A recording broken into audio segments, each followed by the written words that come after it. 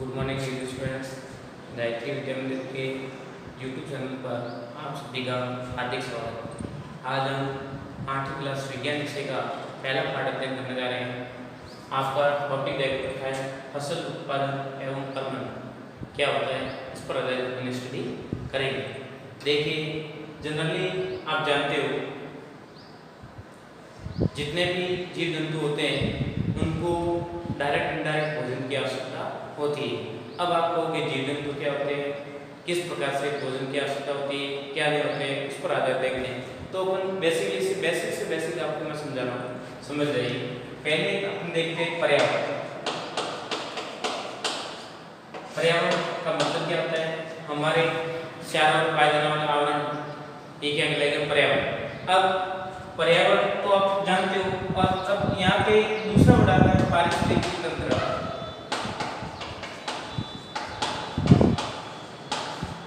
पारिस्थितिकी तंत्र ये पर्यावरण का पार्ट है।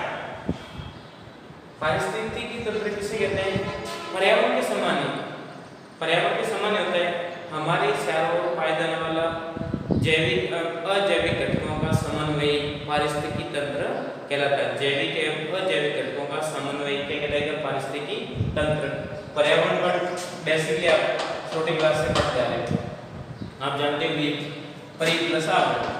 परि प्लस आवरण हमारे चारों ओर पाए जाने वाला आवरण, जैसे जल, वायु, पृथ्वी, ये सारे हमारे चारों ओर पाए जाने वाले क्या है, आवरण के पार्ट। अब पर्यावरण के अंतर्गत एक वर्ड आता है पारिस्थितिकी तंत्र। पारिस्थितिकी तंत्र क्या होता है, जैविक एवं अजैविक घटकों से मिलकर बना हुआ समन्वय क्या कहलाएगा, पारिस्थितिकी तंत्र। इसके दो घटक होते हैं, एक तो जैविक होते हैं और एक होते हैं अजैविक। जैविक घटक और दूसरे होते हैं अजैविक घटक। जैविक घटक के अंतर्गत आते हैं पादप जगत व जंतु जगत।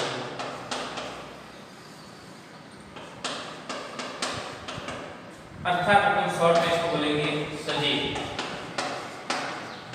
और ये आते हैं आपके अजैविक घटक में जल, वायु, पृथ्वी, तापमान, वर्षा। अर्थात इसको क्या बोलेंगे, निर्जीव अजैविक घटक। इसको क्या बोलते हैं, निर्जीव। यहाँ पे आपने देखा कि पर्यावरण में जैविक एवं अजैविक घटक पाए जाते हैं और उसको कंबाइंड रूप से अपन क्या बोले, पारिस्थितिकी तंत्र। पारिस्थितिकी तंत्र के दो घटक होते हैं, जैविक एवं अजैविक।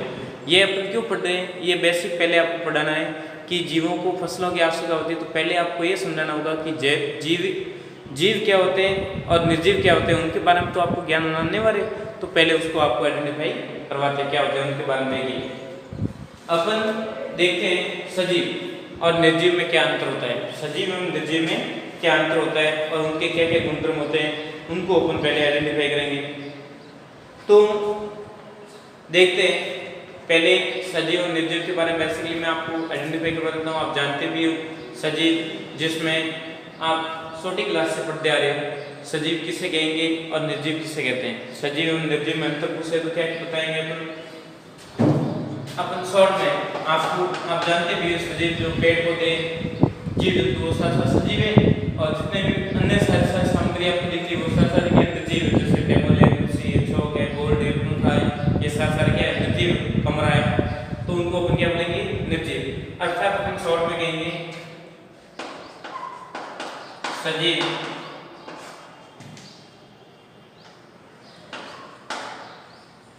वे होते हैं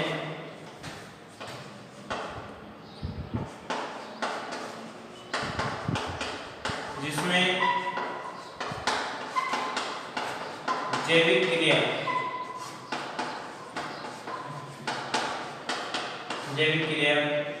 संपन्न होती है।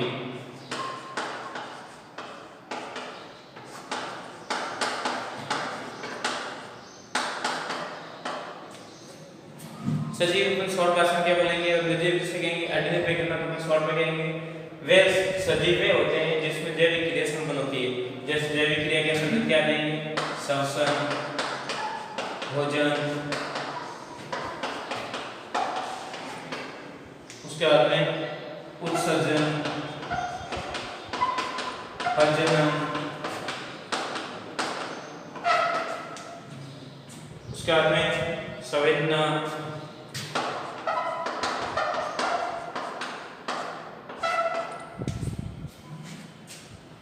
और बात करें गमन, या अपन के शॉर्ट में क्या बोलते हैं? गति,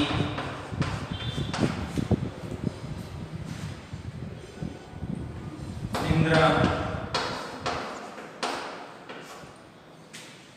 या नींद, सिंपल सी वर्ड में हम क्या कहते हैं? नींद। तो ये गुण ब्रह्म में क्रिया संपन्न होती है। सजीव होंगे तो उनमें श्वसन क्रिया होगी, भोजन की आवश्यकता होगी, उत्सर्जन होगा, जो खाने के बाद में जो अवशिष्ट पदार्थ बन जाता है उसे क्या कहते हैं अपनी भाषा में? उत्सर्जन। जो आपने खाना खाया, खाना के बाद में अनावश्यक पदार्थ आपके शरीर में व्यवस्थित मात्रा में वितरित हो जाते हैं, उनको अपन क्या कहते हैं? उत्सर्जित पदार्थ या व्यवस्थित पदार्थ। और प्रजनन अपने समान संतति उत्पन्न करते हैं। जितने भी सजीव होते हैं आपने देखा होगा, पेड़ होता है, पेड़ बरगद का पेड़, बरगद के पेड़ पे छोटे छोटे बरगद के पादप भी आपने देखे होंगे। या आप देखते हो जैसे एक कुत्ता है तो उससे क्या छोटे छोटे उनके बच्चे होते हैं, पिल्ला जिसको अपन बोलते हैं, जो उनको भी कुत्ते क्या कुत्तों को जन्म देते हैं, मनुष्य को जन्म देते हैं। तो कुल मिला क्या कहते हैं? सजीव किसे कहेंगे? जो प्रजनन क्रिया द्वारा अपने समान संतति उत्पन्न करते हैं, प्रजनन करते हैं। प्रजनन की आवश्यकता क्या है? अपने समान संतति उत्पन्न करने के लिए प्रजनन क्रिया करना आवश्यक है।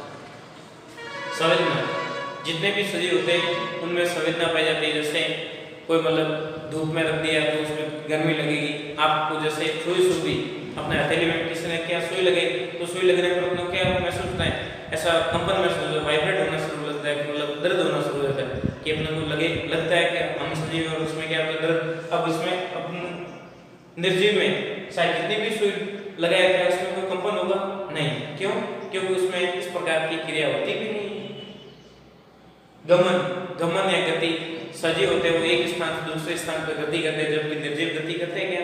आपने टेबल को एक क्लास में रख दिया, कई सालों तक आपके वो टेबल वहीं पड़ा रहेगा, क्या वो गति करके पूरे कमरे में घूमता मिलेगा क्या? Not possible. ऐसा कभी पॉसिबल नहीं होता है, क्योंकि सजीवों में ये क्रिया होती है और निर्जीव में क्रिया नहीं होती।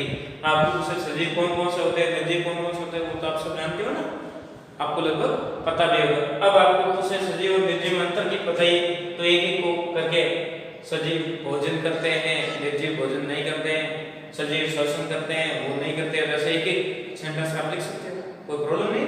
तो ये मतलब आपके बेसिक क्रम हो गया। अब आपके बात आती है भोजन की। क्या कहते हैं? सजीव सभी होते हैं, उनको भोजन की आवश्यकता होती है। भोजन कैसे प्राप्त होता है, उनका क्या प्रोसेस होता है, और भोजन को अपन क्यों पढ़ रहे हैं? क्योंकि अपना टारगेट किस पे? फसल पर। और फसल से उनको जितने भी प्रकार के अपन देखते हैं जीव जंतु, उनको भोजन की प्राप्ति कहाँ से होती है? कृषि के माध्यम से अपन को भोजन प्राप्त होता है, डायरेक्ट इनडायरेक्ट। मांसाहारी है तो भी वो फसल शाकाहारी में, जीव जंतु खाने के लिए शाकाहारी जीव जंतु होते हैं, वो मांसाहारी का भोजन होता है। परंतु शाकाहारी जीव होते हैं, उनको साग तो खानी पड़ेगी, साग सब्जियां या पेड़ पौधों खाने के लिए वो भी किस पर निर्भर है? फसल पर। तो उनको अपन को एक एक चीज को देखेंगे। अब सेकंड वर्ड आपके सामने आ रहा है भोजन।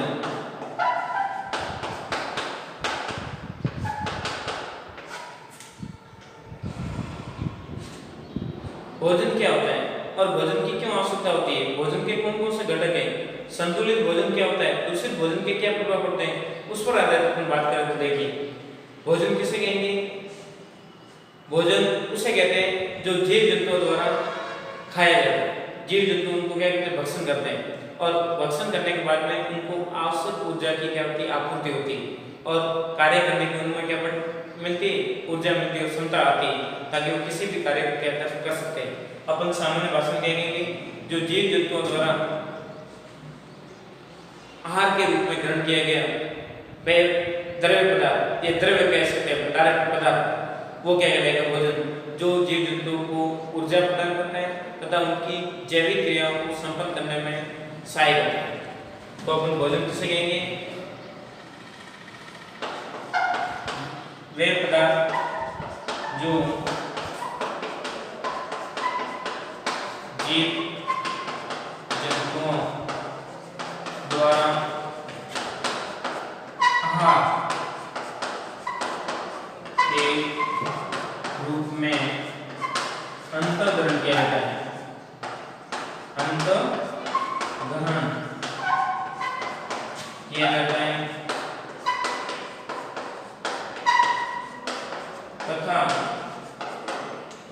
तथा शरीर को ऊर्जा प्रदान करता है। क्या करता है? ऊर्जा प्रदान करता है,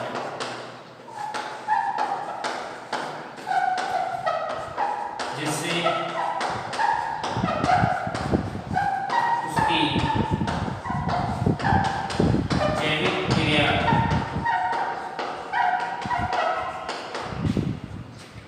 संचालित होती है।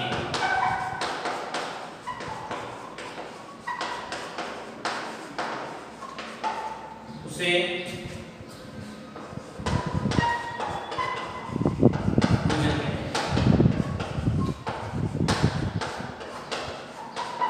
दिमाग बात रहेगी भोजन किसे कहते हैं। अब बात आती है भोजन हमें कैसा करना चाहिए।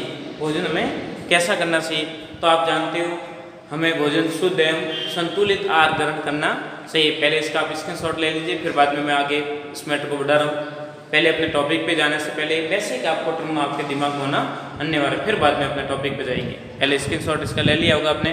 देखिए अपन देखते हैं भोजन कैसा होना चाहिए शुद्ध एवं संतुलित। भोजन कैसा होना चाहिए? भोजन शुद्ध एवं संतुलित।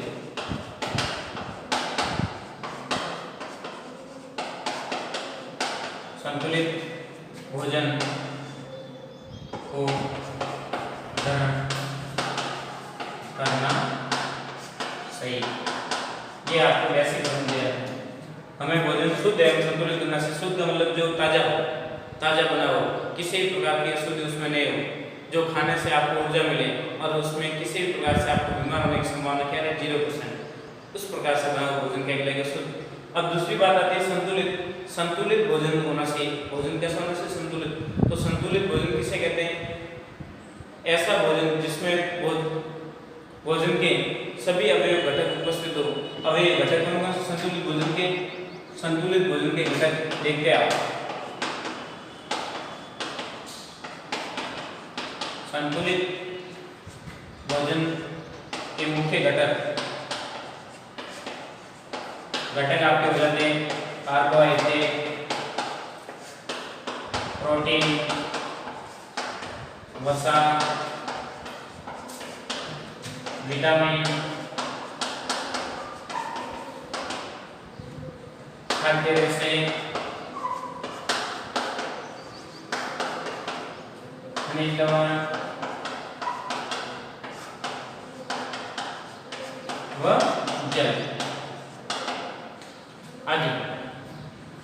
आप देखते हो भोजन में आपको कार्बोहाइड्रेट भी होना चाहिए, उस मात्रा में प्रोटीन भी होनी चाहिए, वसा भी होनी चाहिए, विटामिन भी होना चाहिए, खाद्य रेशे, खनिज लवण एवं जल की मात्रा होनी आवश्यक है। जिससे इन प्रकार के सभी घटक उसमें उपस्थित मान लीजिए भोजन में, तो भोजन क्या है? संतुलित। तो संतुलित भोजन के बारे में आपने 7वीं क्लास में विस्तार से भी पढ़ा और आप जानते भी हो। अब अपन बात करते हैं अपना टारगेट किस पे वहां पर पहुंचना। उससे पहुंचने से पहले कुछ छोटे जो आपने पिछली क्लास में पढ़ रखा है उस मेथड को मैं रिवाइज करते हुए अपने टॉपिक पे जा रहा हूं। अब देखते हैं भोजन के आधार पर जीव जंतुओं को 2 कैटेगरी में बांटा है। कितनी कैटेगरी में? 2 कैटेगरी में।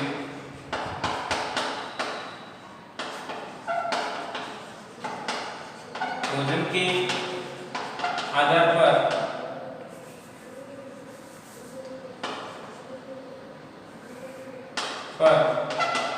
जीवों को कितनी कैटेगरी में बांटा? 2 कैटेगरी। एक तो होते हैं सर्वपोषी और एक होते हैं परपोषी।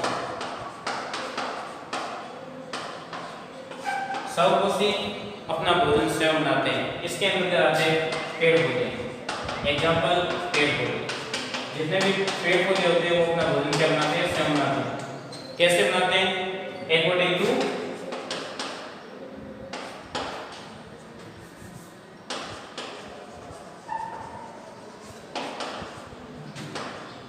According to photosynthesis reaction.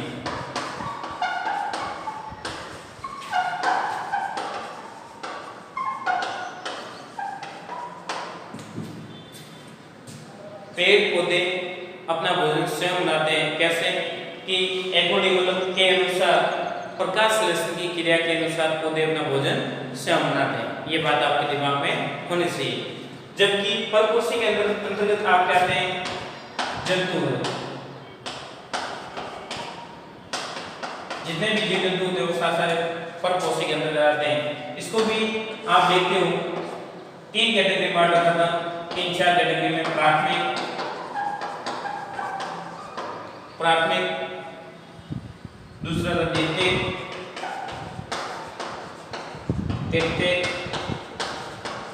एवं अपघटक। प्राथमिक ऐसे जीव जंतु होते हैं जो डायरेक्ट पेड़ पौधों को अपना भोजन के रूप में ग्रहण करते हैं। प्राथमिक भोजन के घटक कौन? प्राथमिक जैविक घटक कौन हो सकते हैं? तो ऐसे जीव जंतु जो अपना भोजन डायरेक्ट पेड़ पौधों से ग्रहण करते हैं उस जीव जंतु को अपन बोलते हैं प्राथमिक। और द्वितीय घटक के अंतर्गत आते हैं जो प्राथमिक जीव जंतु को क्या करते हैं? खाने का काम करते हैं। और तृतीय सभी को खाते हैं। और अपघटक होते हैं सभी का क्या करते हैं? अपघटन करने का काम करते हैं। तो इनके बारे में आपने पिछली कक्षा में पढ़ रखा है। अब प्राथमिक जीव जंतु होते हैं वो डायरेक्ट इनडायरेक्ट किस पर निर्भर करते हैं? कृषि पर। किस पर निर्भर करते हैं? कृषि पे। तो अब बात आती है अपने कृषि की। तो कृषि का क्या रोल है उसको अब अपन समझने जा रहे हैं। देखिए पहले तो ये मैंने आपको बेसिक क्रम बताए, उसको आपने समझा भी होगा। देखिए अपन देखने जा रहे हैं अभी अपने टॉपिक बारे में।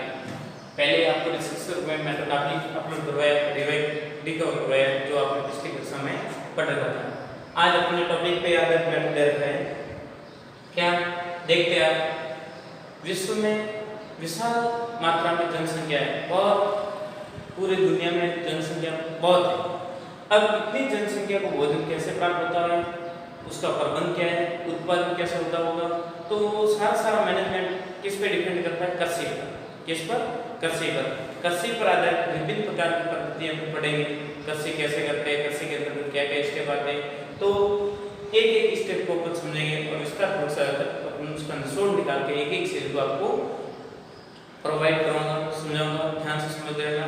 गायत्री विद्या मंदिर यूट्यूब चैनल को सब्सक्राइब करें, लाइक करें, आगे से आगे सेंड करते रहिए और नोट्स बनाइए, घर बैठ के पढ़ाई करते रहिए, अपना भी ध्यान रखें। देखिए अपन देख रहे हैं कृषि पर आधारित पद्धति कौन कौन सी। फर्स्ट देख रहे हैं फसल। फसल किसे कहते हैं? आपको पूछा जाए फसल क्या है? फसल किसे कहते हैं? तो जब एक ही किस्म के पौधों को किसी स्थान पर बड़े पैमाने पर उगाए जाते हैं उसे फसल कहते हैं। जब एक ही किस्म के पौधों को किसी स्थान पर बड़े पैमाने पर उगाए जाते हैं उसे फसल कहते हैं। जैसे गेहूं की फसल, बाजरे की फसल, ज्वार की फसल, तो एक ही पैमाने पर सभी प्रकार के पौधे उगाए जाते हैं उसको क्या बोलते हैं? फसल। दिमाग बात रहेगी। अब देखते हैं फसल को अलग अलग कैटेगरी में डिवाइड करते हैं। क्यों? क्योंकि भारत एक विशाल देश है जहाँ तापमान, आर्द्रता, वर्षा आदि जैसी जलवायु परिस्थितियां क्या होती है? भिन्न होती है। और विभिन्न पारिस्थितिक भिन्नता होने के कारण फसल को 3 कैटेगरी में डिवाइड कर रखा है। कितनी? 3 कैटेगरी। एक तो खरीफ की फसल, रबी की फसल और जायद की फसल। खरीफ की फसल जो वर्षा ऋतु में होती है, सामान्य अपन कहते हैं खड़, जैसे भाषा में बोलते हैं खड़ उगे, मतलब क्या कहते हैं? घास। अपने हिंदी में बोलते हैं घास और अपने भाषा में बोलते हैं खड़ उगना। जैसे गाय भैंस में सकती रहती है तो क्या खड़ी है ना, नॉर्मल आप समझते हो ना, वही। तो खरीफ मतलब जो वर्षा ऋतु में बोई जाने वाली फसलें उसको अपन क्या बोलेंगे? खरीफ की फसल। वर्षा ऋतु में बोलते हैं, समय होता है जून से सितंबर माह के बीच में। अभी से शुरू होने शुरू किया आपको बताइए, बारिश होना शुरू हो जाता है, मटर पर फसल की बुआई शुरू हो जाती है। कटिंग कब होती है? सितंबर आसपास। उदाहरण चावल, मक्का, मूंगफली, कपास, मोठ आदि बहुत सारे जितने भी आप उदाहरण लेते उतने कम है। आपको याद है सब। रबी की फसल सर्दी ऋतु में होते हैं। रबी मतलब राइट, जैसे भाषा में रबी में कौन से आते हैं? राइट, सरसों। रबी की फसल सर्दी ऋतु में होते हैं, समय होता है अक्टूबर से मार्च तक। गेहूँ, चना, मटर, सरसों, जीरा इत्यादि बहुत सारे इसमें आ जाते हैं। सब सारे इसमें आते हैं जो सर्दी ऋतु में होते हैं। आप सभी ग्रामीण परिवेश से बिलोंग करते हैं, ऐसे है नहीं कि आउट ऑफ इंडियन है, तो ऐसा तो है नहीं। तो सारे यहीं के सबको पता है कृषि से कर सके कोई मतलब आपके रिलेटिव में या आपके पापा या आपके आसपास खेती वाला काम सब देखते हो और आप पता भी क्या प्रोसेस होता है, कौन कौन से फसलें कब होते हो आप जानते भी, फिर भी बोलो एक बार मैं आपको रिप्रेजेंट करके बताया जा रहा है। जायद की फसलें गंभीर ऋतु में होते हैं, समय होता है मार्च से मई जून, और इसमें आती सब्जियाँ जितनी भी प्रकार की लौकी, ककड़ी, भिंडी सारे भी मिलती है, वो सारे इसी के अंतर्गत आ जाती है। और फल जितने भी प्रकार के मैक्सिमम फल, आम के, केले वेले जो भी है मैक्सिमम फल सारे इसके अंतर्गत आ जाते हैं। तरबूज, खरबूज, तरबूज सारे इसमें आएंगे। तो ये था आपका आज का टॉपिक, आपने डिस्कस किया है। कल अगले वाला टॉपिक आपके सामने आएगा, वो आएगा फसल आधारित पद्धतियाँ कौन कौन सी, उनका क्या उपयोग है, कब बनाए जाते हैं स्टेप, तो उनको अपन विस्तार रूप से पढ़ेंगे। उससे पहले मान लीजिए आपने चैनल को सब्सक्राइब नहीं किया, सब्सक्राइब करें, शेयर करें, लाइक करें और पढ़ाई पे ध्यान दें, घर पे रहें, सुरक्षित रहें। थैंक यू, धन्यवाद सो मच।